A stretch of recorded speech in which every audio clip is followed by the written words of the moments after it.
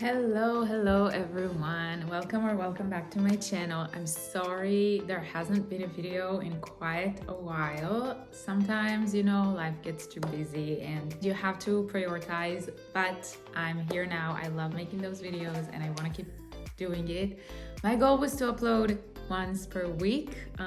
It might be harder than I thought, but I am gonna try, I promise. So in this video, I thought as a student, it would be only appropriate to do a video with a few studying tips I've learned during my studying years. So obviously I graduated high school and I also have a bachelor degree in economics and psychology. So I do have experience with studying. I've tried many different methods and these are the ones that work best for me. It might not be for everyone, but I hope you can find something to take from this video. Now, most of these tips are going to be more related to exams period, like when you have to get ready for an exam, but it can also be for studying in general and even, if you have a final assignment you have to submit or anything like that, it can also be useful for these cases. So let's get into it. Okay, tip number 1, try and plan everything. And I mean everything, not just write in your schedule, I plan to study today. No, try and break it down into the smallest little steps you have to do in order to get ready for your exam, in order to plan how you're going to write your essay, your assignment, your thesis, whatever. Just try and think in advance everything you're going to have to do in order to get ready, finalize your assignment, and give yourself specific time limits, like which hours you're going to study, how much time each step is going to take. So that also depends on you and how well you can keep your focus. I feel like in today's world, it's so hard to keep being focused for a long period of time. So try and give yourself breaks. But it depends on you. If you need a break every half an hour, then give yourself that. If you need a break every 2 hours, then give yourself that. Or do 1 hour and 50 minutes of studying and then 10 minutes break, whatever works for you. So also write that down and give yourself time to breathe in between. Like if you're going to eat lunch in between, or you're going to work out in the evening, so give yourself those breaks as well.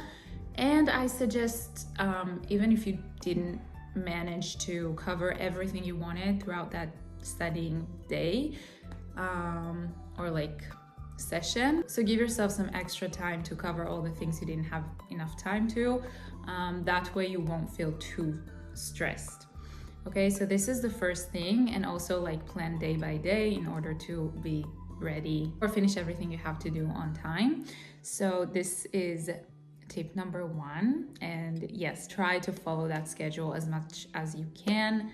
You'll feel very, very satisfied with yourself if you do, I assure you. This actually leads me to point number 2, which is try and keep an organized schedule. So try and follow a correct order of meals. The correct order for you, I mean, if you're used to having breakfast on this time, if you're used to having lunch, don't try and not lose yourself in the studying. Give yourself breaks, give yourself an organized schedule for the day, and also try and keep an organized schedule of sleep. Try and get enough sleep at night, because this is also very important. And I know we all tend to get a few more things done into the night, and it's, at least for me, it's the worst thing because it screws up my schedule and I go to sleep super late, I wake up super late, so it's really hard to actually follow through everything I plan to do. And also you're super tired because you're not getting enough sleep. And it messes up your schedule. So I suggest try and have an hour when you're going to stop studying for the day. You stop studying for the day and you're just gonna keep going the next morning or the next time you have. So this is tip number 2. Now, tip number 3 is to have a study buddy. I know it's not surprising, but it's actually very important, and people tend to think that only if they have someone from their course of studying, from their degree, then they can only have that way a study buddy, but it's not true. You can actually study with a friend who doesn't even know what you're studying about, and each of you just sit in silence and everyone just going through their own material. It's okay. Like, it can have the same effect of motivation, mainly motivation. Like, you obviously can't discuss the material with them, but it will be a huge way to motivate yourself and stay focused, because the other person is doing it, so you have to do it, if that makes sense. So yeah, I suggest doing it. I remember from COVID time when I was doing my first degree, I couldn't meet with anyone from like the degree that I did, so we just opened up the Zoom app and each of us just sat in silence on Zoom, on a Zoom meeting, just doing their own thing. And it was great. It was actually very, very effective and efficient. So I suggest doing that, even if you just want to stay at home and don't want to go out. But you can also decide going out for a coffee shop, going to the library. That would also be a great thing to do with a friend, and even on your own. And this actually leads me to point 4. All the points are connected. Crazy, I know. Okay, so the next point is to try and get out of the house, or at least change sceneries. So you probably know the feeling, if you're a student already, of being stuck in front of your books all day, being stuck in front of the computer screen for too long. Then yes, your eyes, your brain, your body needs to change its position, needs to change its view. So just getting out of the house, maybe for a little walk outside, maybe for a run if you're feeling athletic, to the gym, maybe just a suggestion. Maybe just stretch at home, maybe go for a coffee in a coffee place, maybe go to meet your grandma. Yeah, I'm just throwing out suggestions, but do with it as you will, whatever suits you.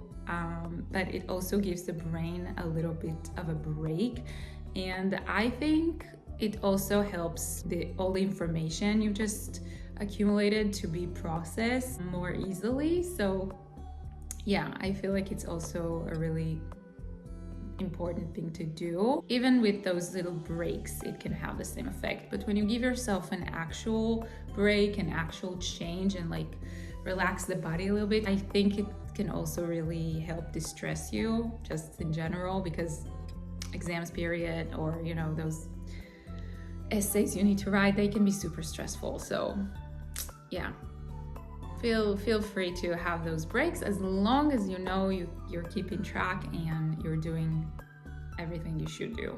And even if you don't, it's okay. Take that break, get back to it, and do it properly. Okay, next tip is how to memorize, or not even memorize, but like understand better the material. I feel like we all tend to like mark important sentences of the things we read, or like try to remember this formula and not really like understand or know how to remember it better for the exam or for the assignment.